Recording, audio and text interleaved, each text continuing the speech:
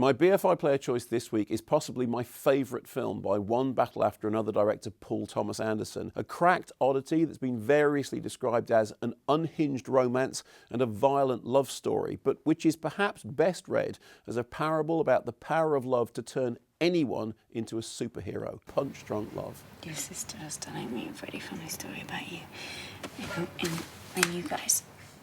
When you were kids and you were building a ramp for the dog and you threw a hammer through a window, you threw a hammer straight through a sliding glass door. Is that right? Threw a hammer? I don't remember doing that. My sister's a liar. I have to go to the bathroom.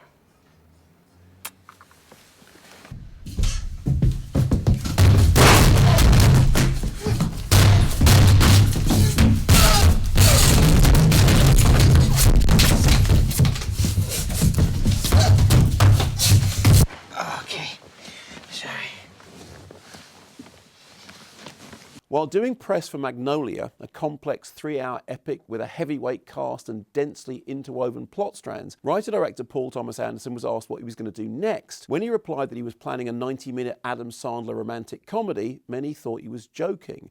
But a couple of years later, Anderson unveiled the story of Barry Egan, a ball of nervous anger, energy and sadness, partly inspired by a rage-filled routine Sandler had done on Saturday Night Live, and partly by the stranger-than-fiction true-life tale of the Pudding Guy, a small-print devotee who spotted a loophole in a promotion by Healthy Choice Foods and wound up with millions of miles of virtually free air travel. Matching Barry's barely suppressed mania is Lena Leonard, brilliantly played by British actor Emily Watson, who is every bit the energetic agent of chaos that Barry manages to be. Together, they become invincible.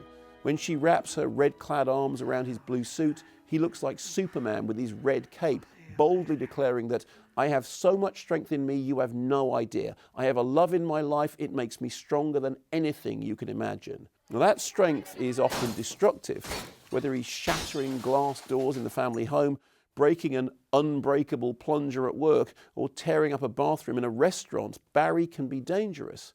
But so too can Lena, who, in one of the film's most bizarrely romantic scenes, shares cannibalistic pillow talk with Barry, telling him that she wants to scoop out your eyes. "I want to eat them and chew them and suck on them." For the star-crossed couple's love theme, Anderson used Harry Nilsson's song "He Needs Me," sung by Shelley Duvall, and lifted from the soundtrack of Robert Altman's Popeye, another tale of comic strip lovers. As for Philip Seymour Hoffman's Mattress Man, Barry's nemesis, who is pictured in a key scene wearing a silver cape, he has a name that could come straight out of an alternative DC universe. I could go on to talk about the meticulous colour coding of every element of the movie, captured in vivid glowing hues on 35mm film by cinematographer Robert Elswit, or the wheezing brilliance of John Bryan's score, as broken and enchanting as the narrative itself.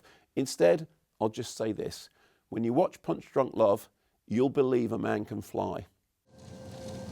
Pudding.